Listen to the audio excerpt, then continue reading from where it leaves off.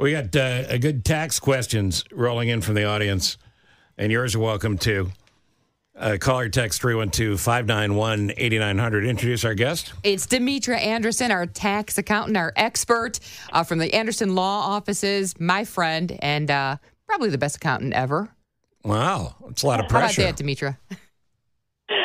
No pressure or anything. Good morning. You're wonderful. We loved having you on last time, and I knew we opened up. We went down that rabbit hole because everybody loved you so much. We said, "Great, the busiest time of the year for you. Let's have you back on again a couple times before April 15th."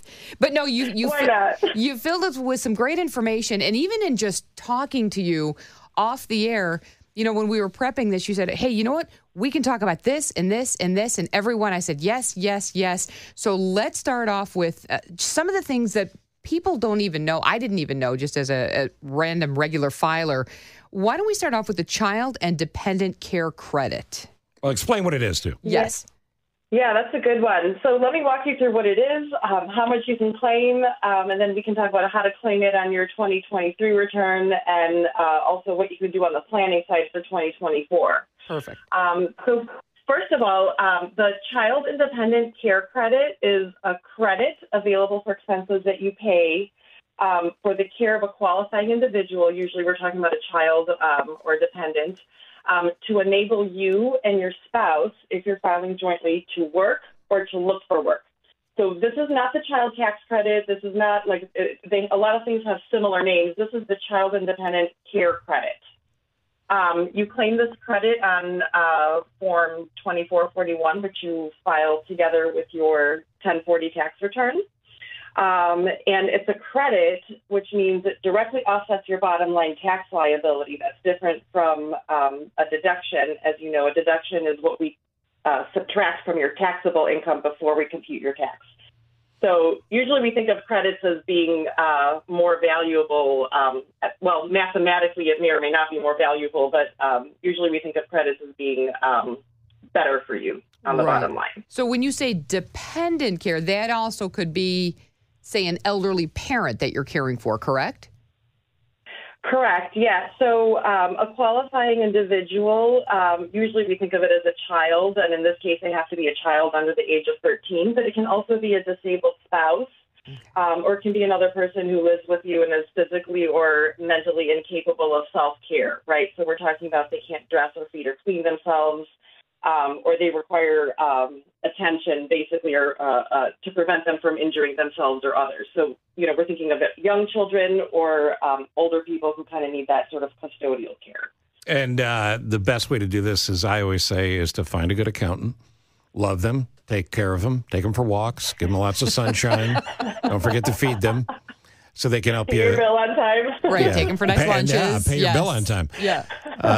And make sure that you have the professional help you need, because this stuff is complicated. This notion that was made easier a couple of years ago is really okay. Oh, completely. I think you need an accountant more than ever. All right, here's a basic one that comes up every year at this time, but I think it's an important one as well. Is there anything I could still do prior to April 15th to help my tax number?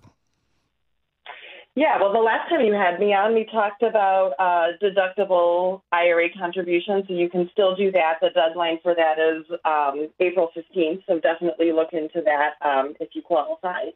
But a lot of it at this point is just making sure you're being super careful in gathering all of your tax information and not missing some of these credits or deductibles or things that can help you kind of either reduce your taxable income or reduce your tax liability with a credit.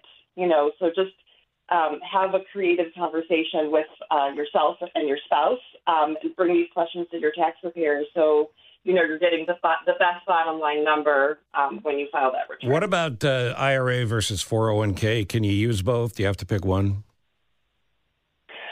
You do have to, well, the answer is it depends. So let me start there. Okay. If you are looking for a deductible IRA contribution, you usually can't take a deductible contribution if you have a retirement plan at work. But if you have a retirement plan at work, you can usually put in a lot more than just an IRA because the limits are higher for that. Oh, that makes sense. So, but that's the kind of... Yeah, that's the kind of thing you'd want to be proactive about for 2024. If you haven't already done it for 23, it's too late on the 401k, but you can still sign up for 2024. So it's important to reach out to your HR person and ask the question. The last one on this, Roth IRA, there's an income limit. What is it? Roth IRA income limit. I would have to look that up, to be honest with you. It's like alphabet soup in my head this time of year. It's okay. But there is, the point being, there is significant tax benefits to it, and most people are eligible, but some aren't. Yes. Well, and the Roth IRA, remember, is made on an after-tax basis, right? So you're not looking for a deduction there, but the perk is that money is going to be growing. Good point. Tax-free in the plan. So that's the benefit there. Yeah, there you go. There you go. That's why she's on. Someone who wants to... She's smart. I know she's the best.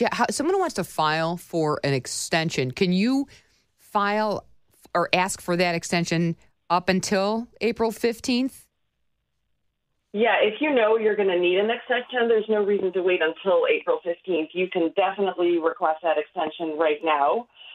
The important thing with extensions to remember is that an extension of time to file your return is not an extension of time to pay your tax. So if you think you're going to owe tax, you really do have to estimate what that number is and send a payment in together with the extension. Otherwise, you will continue to accrue penalties and interest for the underpayment portion, right? But at least you're not going to have the failure to file penalty.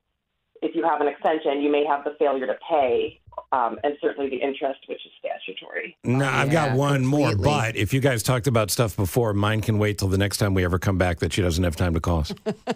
No, that was mine. The extension okay, so the other one I was going to ask you is the home office question, because it seems like it gets cloudier. There's people that work at home more than ever. Mm-hmm. How do we know if we can deduct a home office?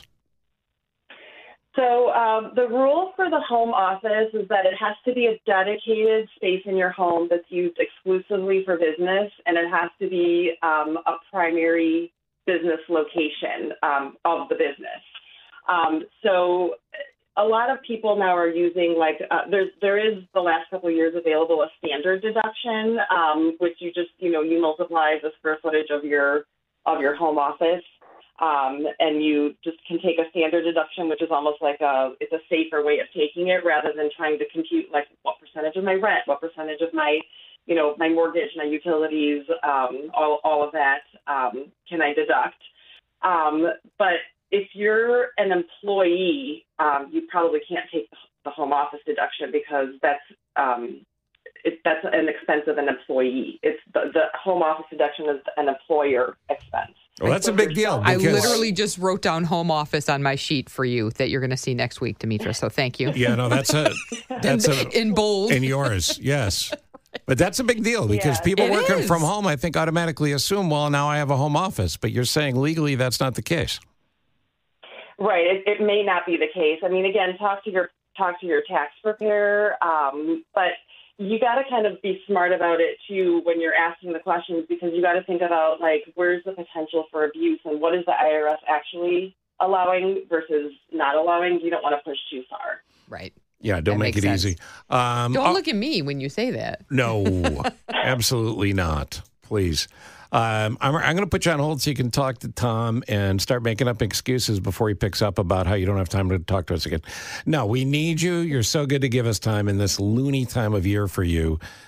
We barely scratched the surface on questions, but I think we had some good basic ones, and there's many more to come. Absolutely. Looking forward to speaking with you again. Thank you so much, And the name of the Dimitra. business is?